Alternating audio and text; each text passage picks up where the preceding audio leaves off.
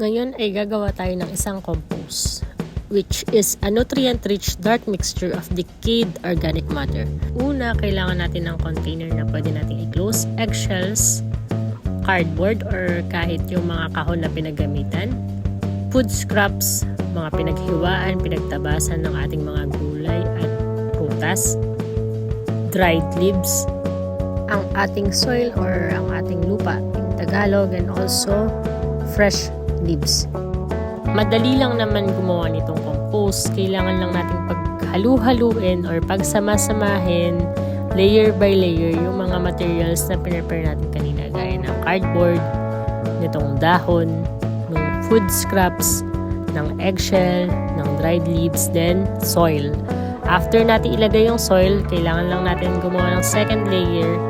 So, halu-haluin lang or pagsama-samahin lang uli yung mga materials na prepare natin kanina and mag-add ulit ng soil. And then, after mag-add ng soil, ganun ulit.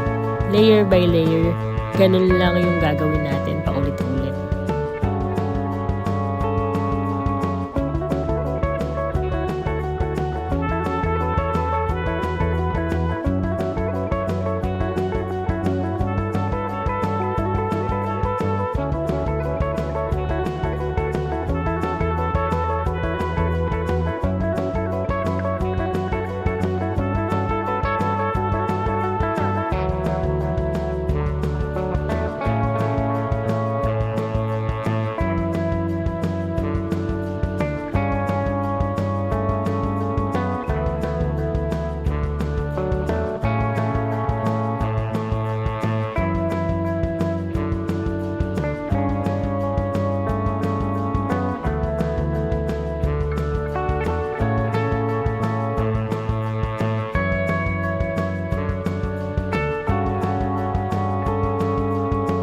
Ngayon ay mag-add naman tayo ng tubig at coveran na natin itong ating container and i-store na natin siya.